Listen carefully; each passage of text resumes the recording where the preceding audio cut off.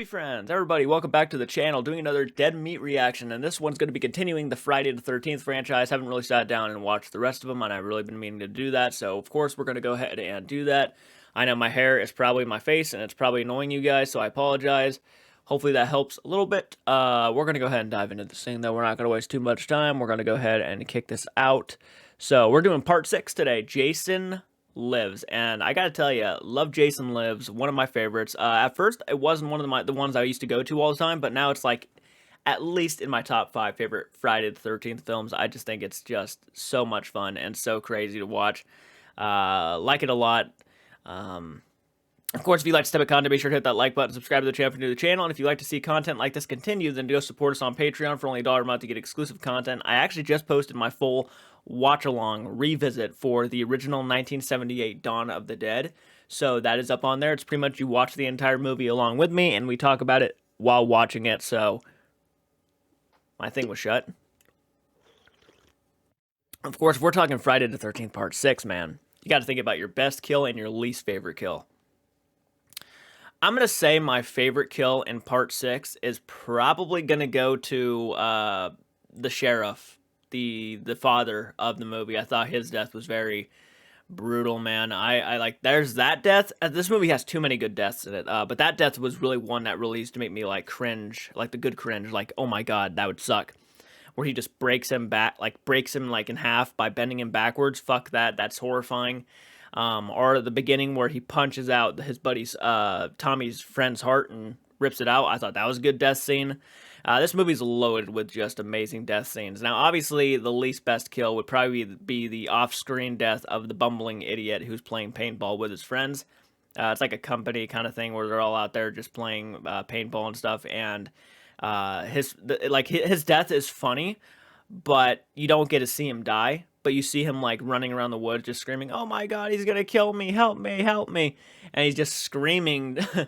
And that's probably my least favorite one because you just don't see the death. And I think that's just a bummer because I would have loved to have seen him die. They could have done it in a very creative and fun way. However, though, yeah, those are probably my best and least favorite would be. The best one would be the sheriff, and the second one would probably be the bumbling idiot who gets killed. So, anyways, we're going to go ahead and watch this. Yeah, gonna join James A. Janice. So first thing we want to do before we get started with any reaction videos, put on our handy dandy headset because it helps us hear the reaction. I almost played this without actually plugging that in. That would have been fun. There we go. And then, of course, you always want to turn down the TV because, like a few minutes ago, you heard the video. Okay, now we're ready to play the video. So 3, 2, 1. Let's join James and talk about this. Welcome to the Kill Count, where we tally up the victims in all our favorite horror movies named Friday the 13th. I'm James A. Janice, and today we're looking at Friday the 13th Part 6, Jason Lives, released 1 year after A New Beginning disappointed fans everywhere. Jason Lives is an interesting entry, not only as the conclusion to what you could and should call the Tommy Jarvis trilogy, but because it marks a tonal shift in the series. Again, don't expect it to stray from the masked guy kills teens at a summer camp 1x1 template too much, but writer-director Tom McLaughlin sought to play around more within this framework, and the result is a much more self-effacing, ironic, and humorous film. Yeah, very self-aware. Also, obviously, Jason is back. A series centered around Roy Burns will remain one of history's biggest what-ifs, but the people spoke, and they clamored for Jason. So here we have Tommy Jarvis, played by a new guy, who's not as hunky, but who's much more of a functional human being. He and his wisecracking buddy resurrect Jason with people lightning, prefer like Tom Matthews as Tommy, yeah. And for the rest of the movie and the series, Jason is now a supernatural being. He will never again be the lumbering, mentally deficient oaf with a pillowcase on his head. He is a new and arguably more iconic being now. Jason is dead. Long live Jason. Anyway, I hear dying leaves you starving for killing, and Jason's got quite the appetite. So let's get down to the kills. I like the undead Jason, but I've always had a soft spot for the living Jason, the one who's more be there in the first place. Melty's vulnerable. Skull Jason punches right through his body, ripping his heart out through his back and revealing some nails in serious need of a manicure. Don't be afraid of self-care, Jason. You see him in Part 4? They were just as bad. Clue into the tone of this movie with the fucking Bond parody intro to the credits. Post-credits That's picks fucking up the awesome. story right away with Tommy running to a police station and greeting Sheriff Garris, a very charming guy. Don't piss me off, Junior, or I will repaint this office with your brain. Tommy winds up in a cell for sounding crazy with all his Jason talk. Kind of like someone else we know. They didn't believe me. Now we do, Ralph. Then we meet a couple Now on we their way do. to the newly renamed Forest Green Lake, and you know they gonna die. In a line predictive of Scream a decade later, the woman Elizabeth is aware of the rules of horror movies. I've seen enough horror movies to know any weirdo wearing a mask is never friendly. And she'd be right. But that doesn't stop husband Darren from getting out of the car like a dummy. Jason takes Looks like Tom Holland. a A little bit like an older Tom Holland. The chest before tossing him behind his back like a rag doll. I'd love to see Yuppie spear and toss as an official Olympic event. Elizabeth tries to bribe Jason, which is definitely a first, but he kind of teleports away. Why not, and right? reappears Bribe him. behind Fuck her, it. drowning her in a puddle with his spear. Fun fact, Elizabeth was played by Nancy McLaughlin, the director's wife. Even more fun is the fact that her credit card floating away says American Excess. Cheesy pun or biting cultural commentary? Jason kills. You decide. I did not know Finally, she was our core actually group of the camp counselors wife of the after this. director. They're super 80s and led by the vulgar sheriff's spunky daughter Megan, who takes an immediate liking to Tommy. And this new Tommy actually reacts like a human being. Remember New Beginning, TJ? Yeah, that guy probably would have tried to strangle her between those prison bars. We also meet Martin the Gravedigger, who I'm guessing is Crazy Ralph's cousin. He or was in the something. right, though, to He kick that actually guy's one-ups ass. The Elizabeth's guy really needed his self-aware ass line by kicked. speaking to the fucking audience. Some folks have a Strange strange idea. idea. of entertainment. Yeah, entertainment. That's Yep. how meta this movie is. It breaks the fourth wall. Martin is also involved. Fuck in a it, good man. editing joke. Does he think I'm a fart head? That's what I mean about the tone of this movie being different. And also note, there are actually kids at the camp. That's a first too. Then we get one of those scenes with random characters who are just there to die. It's like the greasers with car trouble or the biker gang in part 3. It's almost like a sketch or vignette that exists only to increase the body count. This time it's a group of corporate execs on a paintball retreat, which sounds like a much better company outing than a picnic or a barbecue. Everyone involved Yeah, it is kind does. of a I'd wacky play that. character, but whatever. Jason's gonna kill them all immediately. First up is I love that he Bert, tries to an put the angry branch fella who back. doesn't do a great job masking his misogyny. Dumb broad. She should have stayed in the kitchen where she belongs. Woman shouldn't even be allowed in these gears. Jason whips him into a tree face first so hard he leaves an imprint. And listen, I know a lot of people love this, but the bloody smiley face he leaves in the tree trunk, it's just too hokey for me. It confused me as a kid because it was so unrealistic, and it confuses me as an adult. I don't care because, for it. Like, why? But like I said, people fucking love this thing, so here, relive it one more time. Stupid. Meanwhile, the I don't sole care woman for on it. this It is what it is. Katie It's like, all right, being a whatever. badass and taking out Stan and Larry, two guys who may be a little bit more than just coworkers. You become this whole other person when we're out here, Stan.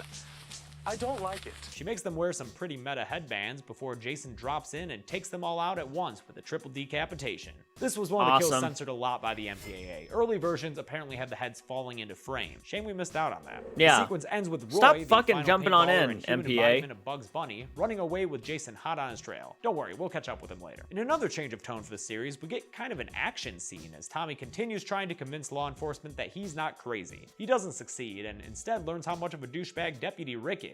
Wherever the red dot Ya goes, bang. you bang. Yeah, Rick, you gonna try to make your own catchphrase? You bang? Okay. While the camp counselors like Court try to entertain their campers, Wow, James Gravedigger really Martin has it gets out for this drunk and movie. delivers ironic lines. You're gonna be the death of me. It's ironic because Jason stabs him with a broken liquor bottle. Get it? Like it actually was the death of him? It's not bad. It's a pretty good joke. Jason Yeah. makes sure he's dead by hacking him up a bit more, and then looks super fucking scary when he stops and notices Steven, some fool who was out picnicking with his fiancée Annette in the middle of the goddamn night. Jason eventually chases them both down and double impales them with his machete for a twofer. These two deaths in Martin's were added after feedback from early screenings saying there weren't enough kills, so thanks test audiences. The movie gives us a Thank ya. breather with a little bit of standard camp Hell yeah, stuff. man. The little girl says she saw Jason and is all afraid. The counselors make reference to Jason the Legend using a card game. And then we're in a Winnebago where Court and some girl named Nikki have PG-13 sex to 80s hair metal. Another fun fact for you, this is actually the only Friday the 13th film without any nudity. Although now that I say it, it doesn't sound very fun. No nudity, but there is a lot of hair metal in this It's movie. not 3 necessary. Alice Cooper I songs, mean, 3 of them, it's not including necessary one to that make had a good music video movie. heavily Not a good- featuring you know. Jason. The 80s were weird, man. Court's lady lover Nikki is killed while he's driving obliviously. Don't you having a dare good insult time. the 80s, but yes, they were. Jason slams her face through the trailer's tin walls in a much better version of that tree kill that everyone loves. Because look at that. It makes sense. That's fucking All right? good. Jason then takes care of Court with a knife through the head. I like to think that he stabbed him in the ear as a favor so he wouldn't have to listen to any more hair metal. With Court dead at the wheel, we get another action sequence. Like I said, This is good. movie's a little different, adding humor and 80s action movie tropes. Here we have a sweet vehicle flip and Jason looking like a badass on top of a burning RV. This awesome shot was the last thing they filmed for the movie, and I think it's pretty damn cool. Yeah, The cops find that's that dope. paintballer guy's body, or at least parts of it, so now we get to add Roy to the body count, pushing the kills to an even baker's dozen. It's the best way to order your victims. While the cops suspect Tommy for this gruesome murder because he's crazy or whatever, Jason finally gets to the camp, and although he seems a little confused by both the name change and the morals it upholds, he marches in, ready to be as friendly and sportsmanlike as he can be. Get the fuck out of here. Yanking Counselor Sissy out of her window and twisting her head around. Gotta give this movie credit. Despite the ratings board trying to censor it, it was always trying to come up with fun, inventive ways to kill people. Megan picks up Tommy. I hate that they try to censor everything, man. High-energy car chase to another Alice Cooper song, tries to avoid the cops while Tommy stares at her crotch. They eventually get caught by her father, and Tommy's put back in the jail cell. While at Camp Forest Green, Jason stalks Paula, the last remaining fodder counselor, and eventually kills her after they do what I presume to be some kind of art project involving buckets of red paint. Tommy and Megan craft a sexy plan. Wow, he's really after this and movie. They lock up Deputy Dipshit in his place, who gives the worst single-line performance in the series. Megan. They then race back to camp as Jason leans in to kill that cute little scared girl. But don't worry, don't play around or something like that. They're not gonna have Jason kill a kid, guys. The cops get to the camp and find Jason's abstract art project. Then the handsome one gets killed when Jason throws a freaking knife into his face, knocking him into a boat. You see that knife toss, man? I bet Jason is a great hustler at Renaissance fairs. Another cop tries to calm the little girl before Jason pops up out of nowhere and crushes the guy's skull. Another kill highly censored, although the sound design is pretty nice. Papa Sheriff then tells the kids to hide, and they prove that they're just as snarky as everyone else in this movie. Hey, hide the hamster. I think we're dead meat. Oh, hey, he said the thing. He said me. That's me. Sheriff Garris finds the body of Officer Expendable, then has a badass standoff with Jason before shooting him a whole bunch of times. Like, a lot. This movie is the first time Jason's been shot, and he shows that it is not an effective way to take him down. Despite the sheriff's competency, he meets his end like any sexed up teen in the woods when Jason chases him down and cracks his spine in half, folding him over like a plastic picnic. Well, he kind of skipped out. Is actually the first character in this series whose death made me kind of sad. I wanted to see this guy live. He was smart and a good dad and wicked funny. All the grief you've given me, you should be leaving wearing your balls as earrings. Rest in peace, Sheriff. The rest of the movie is Tommy and Megan. He was a good character, man. But yeah, no, he skipped out the part where he actually went out. He was good. He was about to escape, but he came back because his daughter was yelling for his name, and Jason was heading her way. Just kidding. His plan is to return Jason to the bottom of the lake by chaining a boulder onto him. Also, he lights Crystal Lake on fire like it's Lake Erie in the 80s. Despite also getting lit on fire, Jason fights back for a bit before the boulder drags him down. After almost drowning Tommy too, Megan saves the day by introducing Jason's head to a boat motor, cracking his neck and giving us some nice gory flotsam to show Jason's finally dead. Just kidding. His eyes open at the end because producers like money. More Alice Cooper plays us out to the credits, and there you have it. Friday the 13th Part 6, Jason Lives. Let's do those numbers. Well, they also established that he can't die, so like he was getting shot and still didn't kill him. Friday the 13th Part 6, twice the number of his initial outing in Part 2, so guys come a long way. His Vicks include 12 guys and 6 girls, a gender imbalance of 2-to-1, which kind of goes along with the whole 80s action style of the film. At 85 minutes long, that comes out to a kill every 4.72 minutes, so that should keep you entertained as you search in vain for TNA. I'll give the Golden Chainsaw Award for Coolest Kill to Sissy, mostly because I'm a huge Exorcist fan. Anyone see the show on Fox? I like that show. It wasn't bad. And I'll just go ahead and piss everyone off by giving the lamest kill to Bert. Okay, I can't really because I do like the moment when they show Jason still has his arm. I just hate that damn smiley face. Real lamest kill goes to Paula, who's killed mostly off screen, although I've got to admit that none of the kills here were completely devoid of coolness. Like, that's a lot. No, they're all good. And that's it, y'all. With this movie finished, we are now halfway. I kind of disagree. I disagree with him on this one a little bit. Crap. Friday the 13th Part 6, Jason Lives, which many fans consider their favorite because of its humor, was released in 1986, written and directed by Tom McLaughlin, who does deserve some credit for doing something interesting with the material. Next up will be Carrie vs. Jason in Part 7, The New Blood, which is also the introduction of Kane Hodder as Jason. But until then, I'm James A. Janice. This has been the Kill Count. Hey guys, thanks a lot for watching the Kill. Okay. Pause that. I didn't mean to go all the way back there. That one's tough, man. I agree and really disagree with what he said. I really do. I think the kills that he picked were not the ones I would have picked. I definitely wouldn't have picked the guy dying that way to be the worst. At least we got to see his death. And he really I don't think he really likes this movie all that much. I don't know, the way he sounded was just, he was more criticizing than anything. And, you know, he doesn't really do that with all the Friday the 13th films. At least that I've noticed he doesn't. But this one, he kind of went after it a little bit. You know, a bucket of paint, like he could have been joking, but it sounded like he was probably making fun of the effect, like hitting the window. and it's like, you know, for what they did, it was pretty damn good, and I think he would obviously acknowledge that, but, like, it really sounded like he was kind of going after it a little bit, which is fine. You know, if you don't like it, that's your opinion. I disagree, of course. I like Part 6 a lot. Anyways, guys, comment down below, let me know your thoughts. What were your thoughts on Part 6? What was your favorite kill and your least favorite kill? I'm curious to hear your opinions, and until next time, movie friends, keep it retro, and I'll check you guys out in the next video. Take care.